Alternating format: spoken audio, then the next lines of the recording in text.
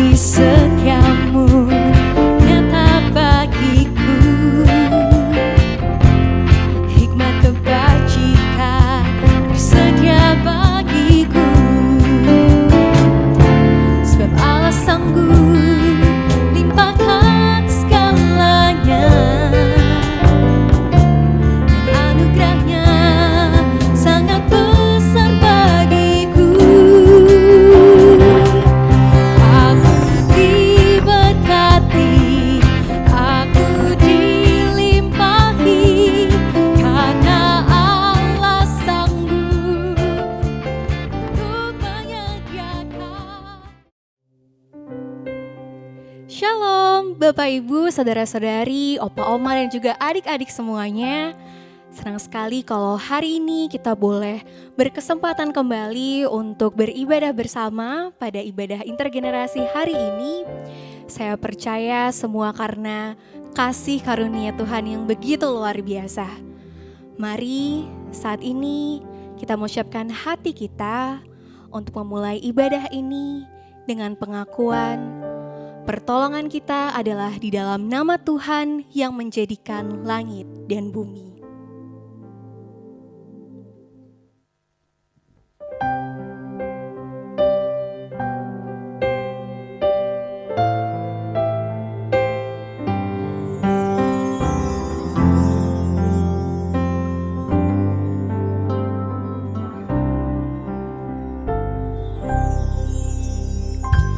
Kaulah ya Tuhan, surya hidupku,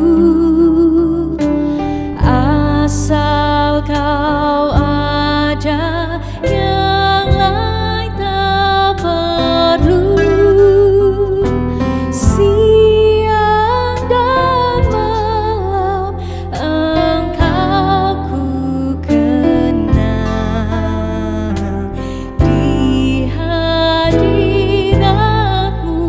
jiwaku tenang.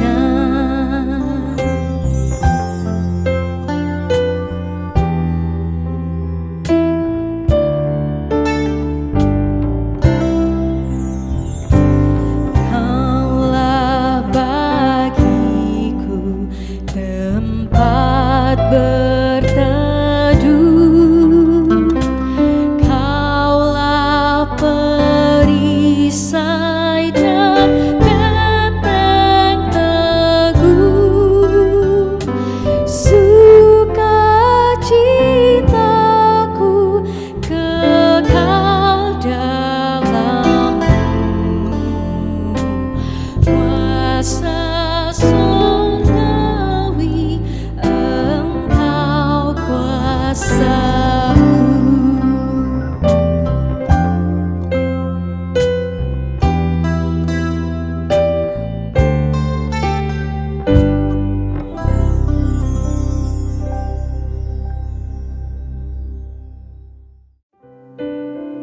Mari saat ini kita ambil waktu sejenak untuk mengaku dosa di hadapan Tuhan. Mari kita berdoa.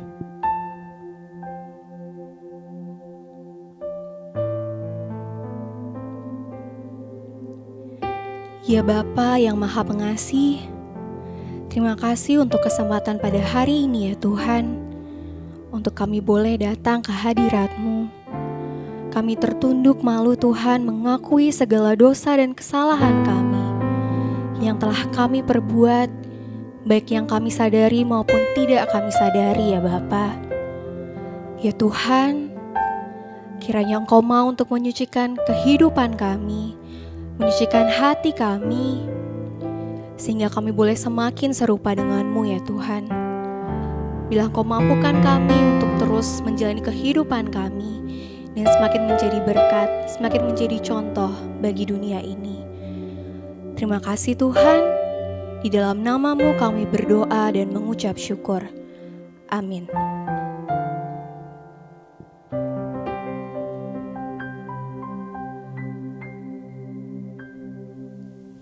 Mari jemaat, kita mendengarkan berita anugerah yang dibacakan dari Yesaya 1 ayat yang ke-18. Bagi saudara dan saya yang sungguh-sungguh mengaku dosa dan bertobat, maka sebagai hamba Yesus Kristus kami memberitakan berita anugerah demikian. Marilah, baiklah kita berperkara firman Tuhan. Sekalipun dosamu merah seperti kirmisi, akan menjadi putih seperti salju. Sekalipun berwarna merah seperti kain kesumba, akan menjadi putih seperti bulu domba. Demikianlah berita anugerah dari Tuhan.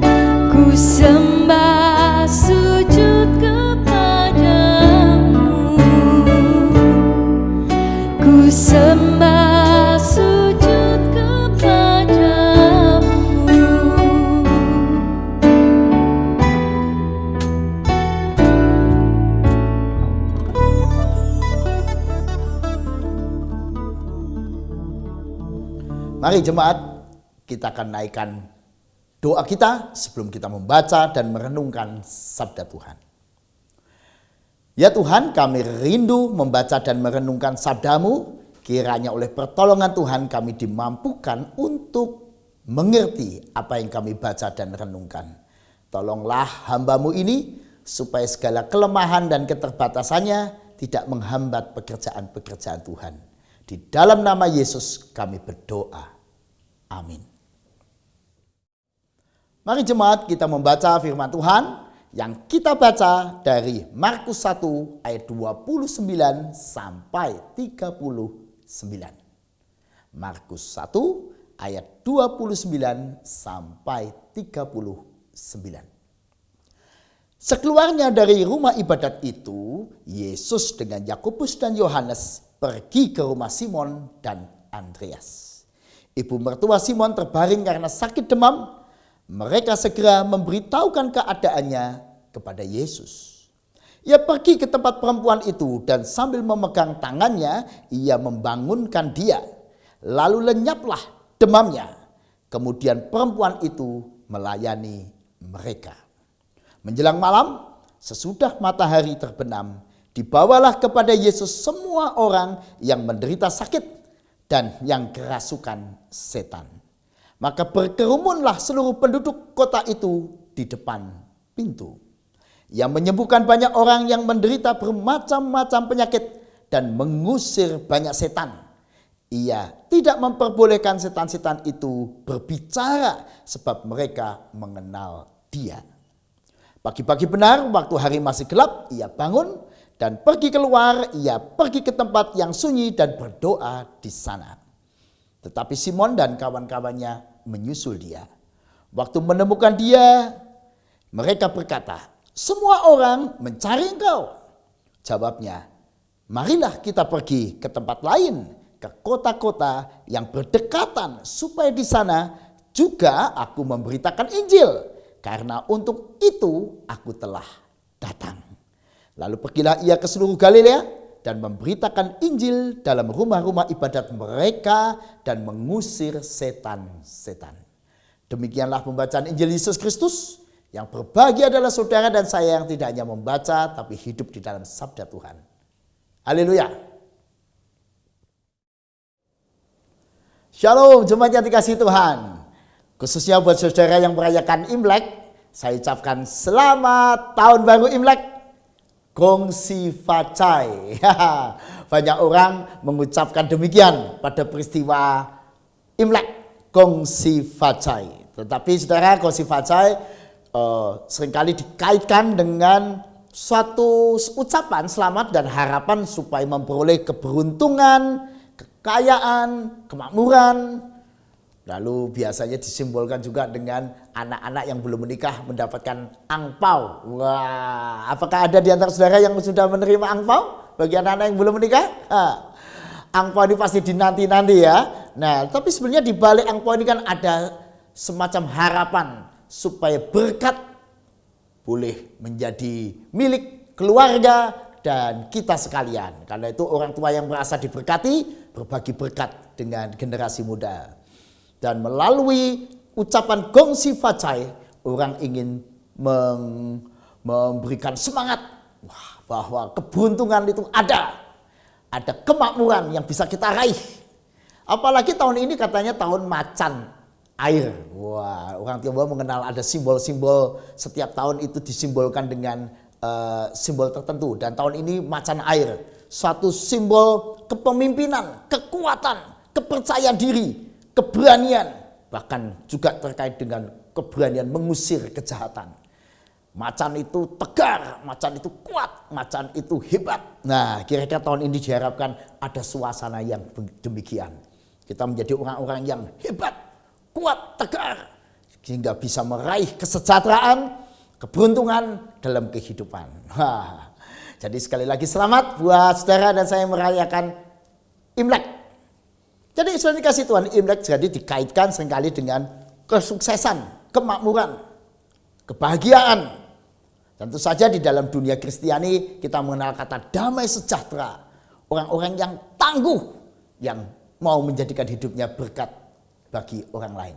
Pertanyaannya bagaimana kita bisa mewujudkan semuanya itu? Bagaimana kita menjadi orang yang demikian? Nah, saudara dikasih Tuhan, mari kita belajar dari Tuhan Yesus yang di dalam teks kita Markus 1 ayat 29 sampai 39, dia menunjukkan bagaimana menjadi seseorang yang hebat, kuat, tegar. Kalau orang Tionghoa tadi membayangkannya, menggambarkannya dengan suasana show macan air, wah, macan yang kuat, tegar. Dan kita menggambarkan dengan apa? Ya dengan hidup Yesus tentu. Yesus yang menjadi idola, contoh di dalam Alkitab. Kalau kita melihat teks kita di dalam Markus 1 ayat 29 sampai 39, kita menunjukkan Tuhan Yesus itu seorang yang hebat, kuat, tegar, jadi berkat. Karena dia punya visi, punya misi, dan punya tujuan hidup yang jelas dan kuat. Saudara, memang orang kuat atau tidak tergantung visi hidupnya, misi hidupnya, tujuan hidupnya. Kalau dia punya visi, misi, tujuan hidup yang sehat dan benar, wah, dia akan jadi orang yang hebat. Jadi saudara dan saya ini sebenarnya ditentukan. Siapa kita ini tergantung ya visi kita. Kita mau jadi apa? Misi kita mau mewujudkan apa? Tujuan hidup kita yang mau kita raih apa? Ya tergantung itu. Semakin kita punya visi misi yang benar dan sehat, kita akan jadi orang yang hebat. Seperti Yesus. Dan sekali lagi, visi misi dan tujuan itu juga menentukan kita akan menjadi pribadi macam apa, menjadi pengusaha macam apa, pekerja macam apa, akan seberapa bahagia hidup kita, seberapa berarti hidup kita, seberapa tangguh kita, seberapa kuat kita, sejujur dan sebaik apakah kita, sebahagia apakah kita. Semuanya itu tergantung visi misi konsep diri kita. Nah, saudara dan saya ingin memiliki kekuatan, ketangguhan seperti harapan orang-orang Tionghoa yang disimbolkan dengan macan air tadi. Mari kita belajar dari Tuhan Yesus. Contoh idola kita, Tuhan kita yang diberitakan di dalam kitab Injil. Karena itu mari kita melihat Markus 1 ayat 29 sampai 39. Di situ kita belajar ternyata orang yang punya visi, yang punya misi dan tujuan hidup yang benar dan sehat, dia akan jadi orang yang kuat, yang tegar karena tujuan hidupnya jelas. Dia jadi orang yang tangguh. Kalau dia seorang pengusaha, ya pengusaha yang tangguh. Kalau dia seorang pekerja, pekerja yang hebat. Kalau dia seorang pribadi, dia tahu apa yang membuat dia bahagia. Karena visinya jelas, misinya jelas, tujuan hidupnya jelas. Dia akan jadi orang yang tangguh dalam memperjuangkan semua harapan yang mau dia raih, kejar, mimpikan, dan wujudkan dalam hidupnya. Dia akan menjadi orang yang jujur seperti harapan dirinya. Dia akan menjadi orang yang sebaik-baiknya seperti yang dia ingin coba raih. Nah, sudah dikasih Tuhan. Di dalam Markus 1 ayat 38, sudah kita belajar mengenai visi misi Yesus. Marilah kita pergi ke tempat lain, ke kota-kota yang berdekatan, supaya di sana juga aku memberitakan Injil. Karena untuk itu aku telah datang. Mari kita ke kota-kota lain, supaya di sana aku memberitakan Injil. Karena untuk itu aku telah datang. Jadi Yesus datang, hidup, lahir, melayani. Satu visi, satu misi, tujuan. Memberitakan Injil, kerajaan Allah. Supaya kerajaan Allah dimengerti banyak orang dan dialami banyak orang. Damai sejahtera dari Tuhan menjadi milik semua orang. Nah, sudah dikasih Tuhan. Beranikah saudara lalu punya semangat seperti Tuhan Yesus? Hidupku jadi berita Injil akan kasih Allah. Hidupku ini bagaikan angpau, berita Injil bagi sesama. Sehingga dunia merasakan damai, sejahtera, dan bahagia. Melalui hidupku, kerjaku, karyaku akan menjadi berita Injil tentang Allah yang penuh dengan kasih dan karya. Jadi dimanapun, kapanpun, sedang apapun, kita jadi angpau yang membahagiakan orang lain. Karena itu tidak heran saudara, di dalam teks kita Markus 1 ayat 29 sampai 39, Yesus sibuk memberitakan Injil, dalam arti membawa Injil itu dirasakan dalam hidup sehari-hari. Yang pertama di ayat 29 sampai 30, Yesus datang ke rumah mertua Simon yang sedang sakit, dan di situ dia menyembuhkan, membawa kebahagiaan, kesembuhan. Lalu bukan hanya itu saja, di ayat 32 menjelang malam dibawa kepada Yesus semua orang yang menderita sakit dan kerasukan setan, dan Yesus melayani mereka semua. Ayat 34, ia menyembuhkan banyak orang yang menderita bermacam-macam penyakit dan mengusir banyak setan. Ia tidak memperbolehkan setan berbicara sebab mereka mengenal dia. Dan luar biasa, Tuhan Yesus berkarya terus sehingga banyak orang merasakan kasih Allah. Pertanyaannya, apakah itu juga menjadi visi, misi, dan tujuan hidup saudara? Hidupku menjadi berita Injil bagi Allah. Pertanyaannya lalu, bagaimana supaya aku bisa menjadi berita Injil kasih Allah? Supaya orang yang melihat diriku merasakan, wah, sentuhan kasih Allah yang aku rasakan ini juga mereka ingin rasakan. Bahkan lalu mereka merasakan kasih Allah itu dan mengalami perubahan hidup yang baik. Betapa bahagianya kita kalau melalui kita Injil diberitakan. Kalau melalui mulut kita, pekerjaan kita, hidup kita, nama Tuhan dipermuliakan. Wah, bahagianya hidup kita. Pertanyaannya lalu caranya bagaimana? Tentu saja kita belajar dari hidup Yesus supaya kita makin seperti Dia. Demikianlah kita menjadi berita Injil. Makin seperti Yesus, makin menjadi berita Injil yang baik dan sehat. Nah, karena itu mari kita belajar beberapa hal. Yang pertama, saudara, mari kita punya habit, punya kebiasaan yang benar dan sehat seperti Yesus. Ya, kalau kita lihat di dalam teks kita, Yesus sibuk mengisi waktunya dengan hal-hal yang baik, rutinitas yang positif. Ya, dimulai dari pagi hari ayat 35. Pagi-pagi benar waktu hari masih gelap, ia bangun, pergi keluar, ia pergi ke tempat yang sunyi dan berdoa di sana. Dia punya habit yang baik. Pagi-pagi benar berdoa, membangun hubungan yang akrab dengan Bapaknya. Disitulah dia dapat kekuatan. Habit yang baik dimulai dari bangun tidur apa yang dia lakukan. Habit yang baik dimulai dari ketika Anda dan saya bangun tidur apa yang kita lakukan. Habit yang baik meliputi disiplin waktu kita, mengisi waktu dengan baik. Yesus dari pagi sudah habit yang baik, lalu melayani orang terus sampai malam. Dan terus setelah malam dia lalu mempunyai waktu pribadi juga dengan Bapaknya. Intinya, habit, kebiasaan hidup Yesus yang baik itu menjadi teladan buat kita. Mari saudara, kita disiplin waktu. Ayo, apa yang kita lakukan? Punya aktivitas yang sehat. Punya kontrol diri yang baik, itu akan menjadikan diri kita punya integritas yang baik. Punya disiplin rohani, tertib diri yang baik. Nah, bicara soal habit dan kebiasaan yang baik, ya kita juga belajar ini dari orang-orang Tionghoa yang sedang merayakan Imlek di masa-masa ini. Misalnya mereka punya habit tadi di masa Imlek, biasanya kalau sebelum pandemi ya, saling kunjungi, saling mengikat tali persaudaraan. Habit yang baik, mereka yang merasanya diberkati, mereka akan memberkati. Ya. Misalnya melalui membagikan angpau pada generasi muda. Ini kan berbagi berkat. Habit yang baik orang-orang Tionghoa misalnya menjalin kebersamaan, berjejaring. Sehingga mereka dalam dunia bisnis, di dalam banyak hal berjejaring. Menjadi orang yang belajar bisa dipercaya. Menjadi orang yang mengelola uang dengan teliti, dengan catatan yang bagus. Maka seringkali orang-orang Tionghoa dikenal sebagai orang-orang yang berdedikasi di dalam dunia bisnis, ulet dan seterusnya. Nah, semua itu kembali soal habit dan kebiasaan yang baik. Apa kebiasaan dan habit Anda hari ini?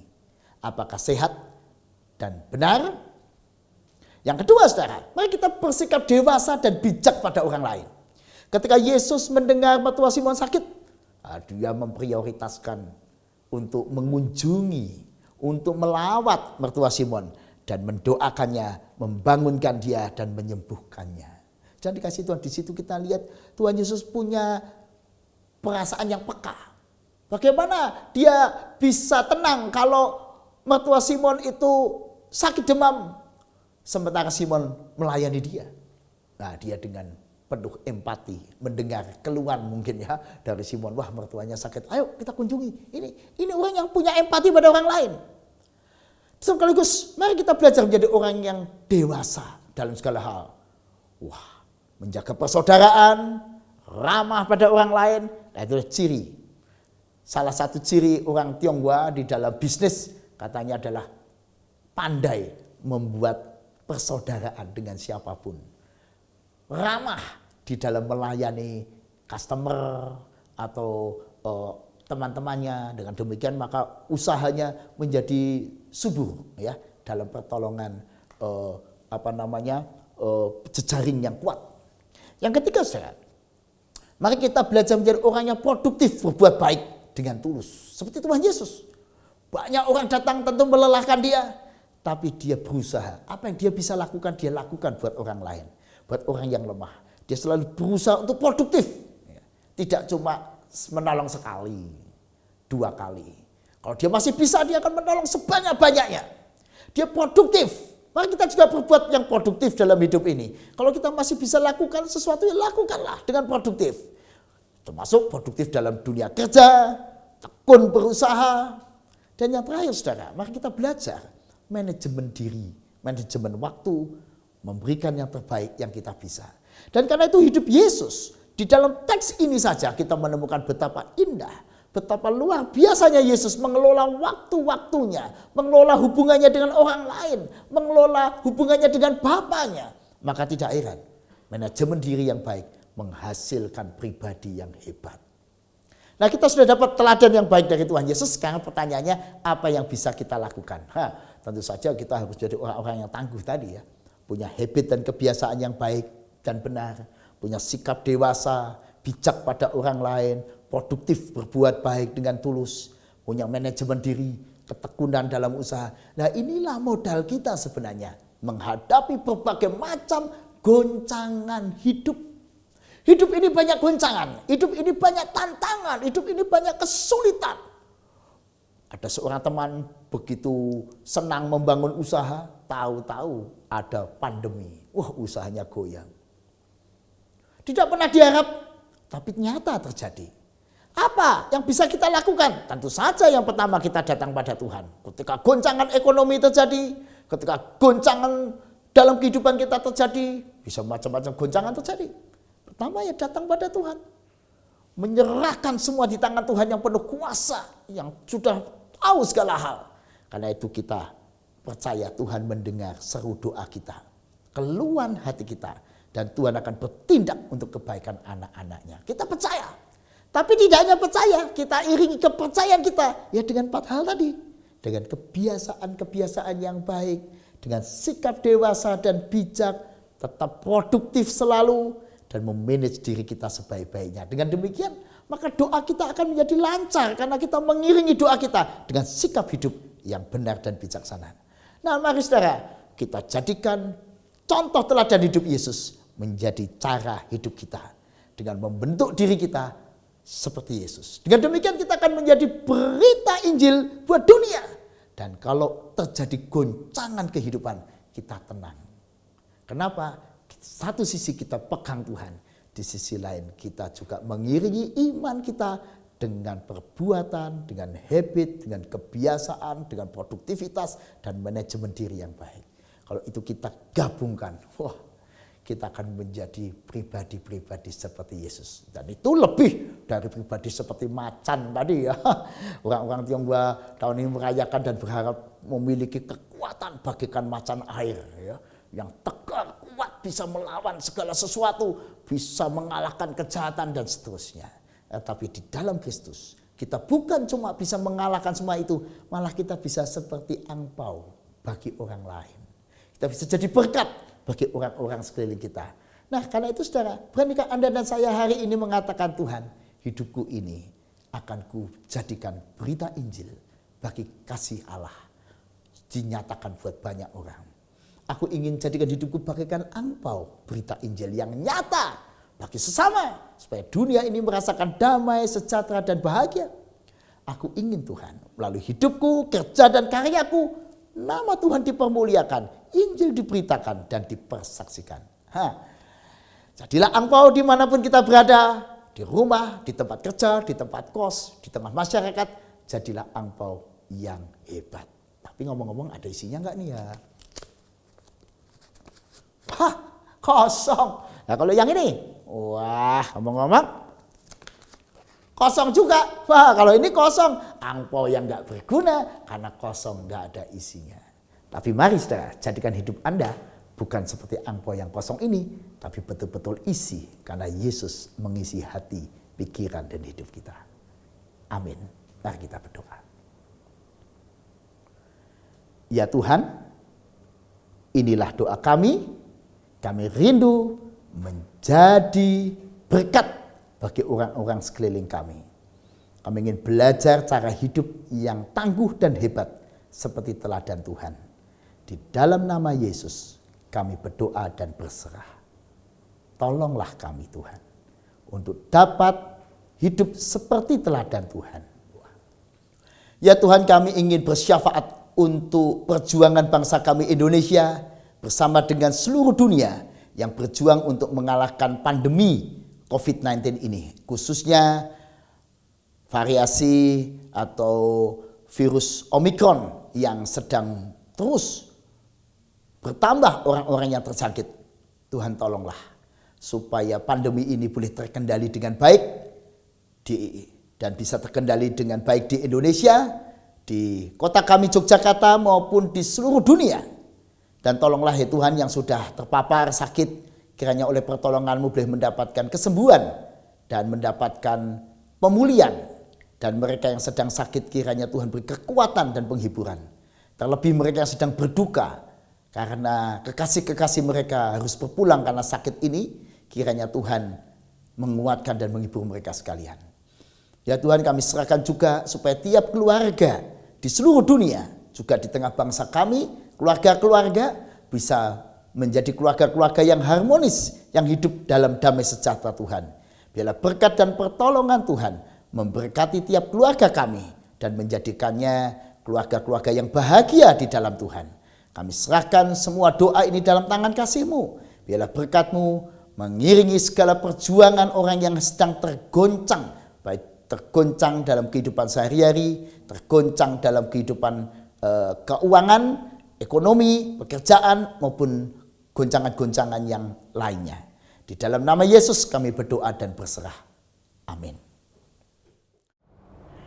Mari Bapak Ibu Saudara yang terkasih, kita mengakui iman percaya kita dengan menyanyikan Kidung Jemaat 280, Aku Percaya.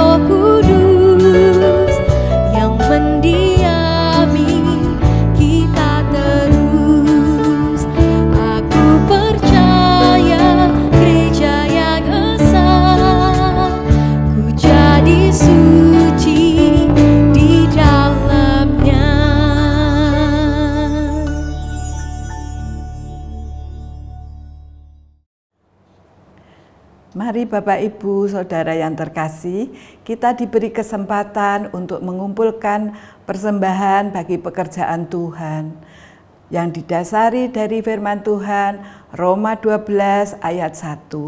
Mari kita baca bersama-sama. Karena itu, saudara-saudara, demi kemurahan Allah, aku menasihatkan kamu, supaya kamu mempersembahkan tubuhmu sebagai persembahan yang hidup, yang kudus dan yang berkenan kepada Allah. Itu adalah ibadahmu yang sejati. Mari kita persembahkan yang terbaik bagi Tuhan.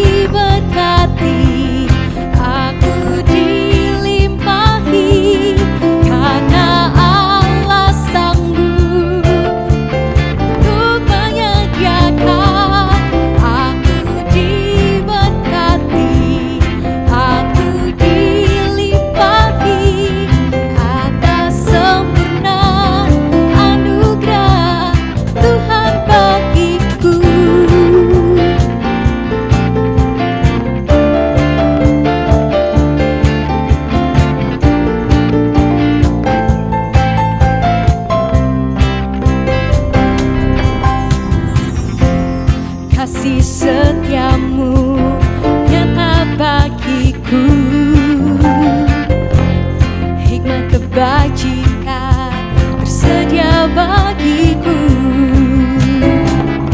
Sebab Allah sanggup limpahkan segalanya, dan anugerahnya sangat besar bagiku.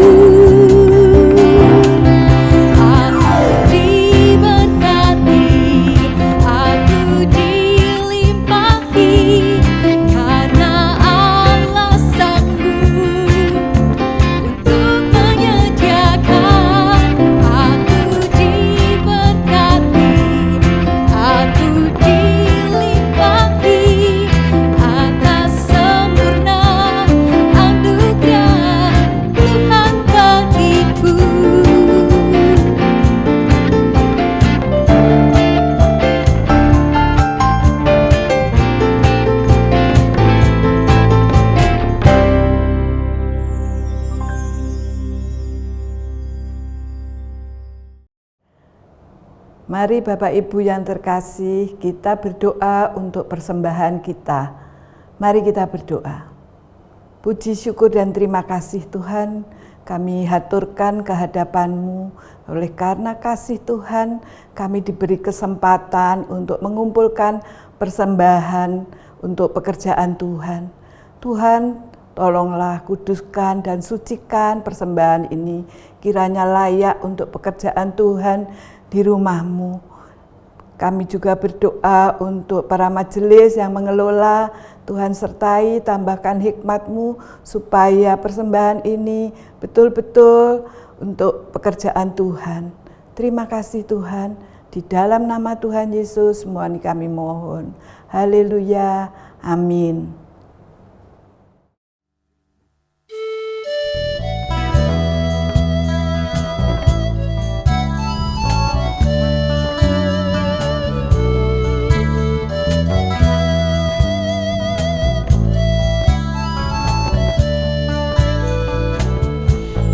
Begitu besar kasih Allah pada kita, diberkatilah anak cucu kita di mana-mana. Tuhan mengubah miskin dan menjadikan kaya. Dia merendahkan dan meninggikan juga. Berbahagialah bagi orang yang percaya, anak cucunya pasti tidak akan meminta-minta, karena Allah menggenapi firman-Nya. Tiada yang mustahil bagi orang percaya.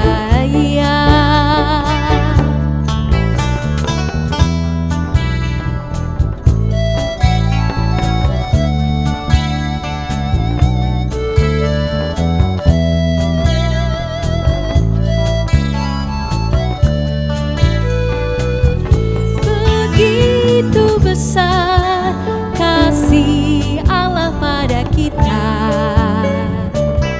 diberkatilah anak cucu kita di mana-mana.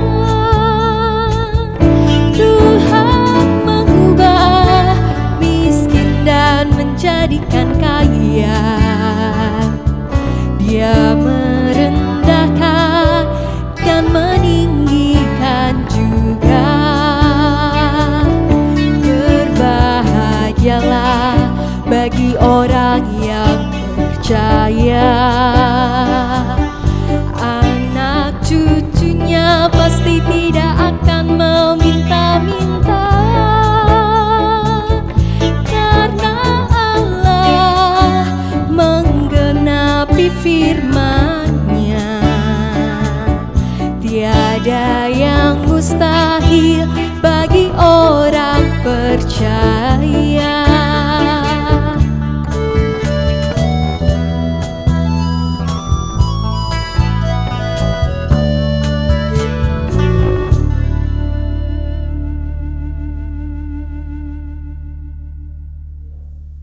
Mari jemaat, kita pergi ke seluruh dunia dengan menjadikan diri kita kabar baik bagi siapapun.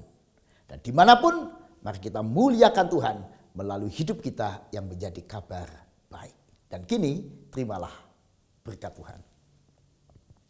Anugerah dan sejahtera dari Allah Bapa kita, kasih setia Tuhan Yesus Kristus, penyertaan dan penghiburan dari Allah Roh Kudus, memberkati saudara kini sampai sepanjang masa. Amin.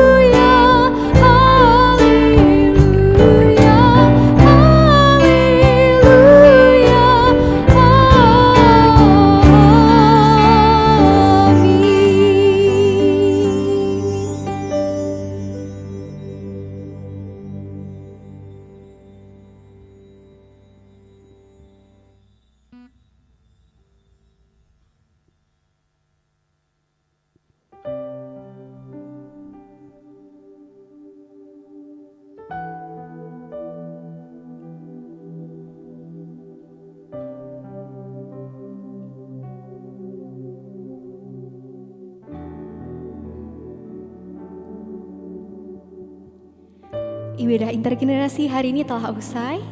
Selamat melanjutkan pekan selanjutnya sampai bertemu di minggu depan. Tuhan Yesus memberkati.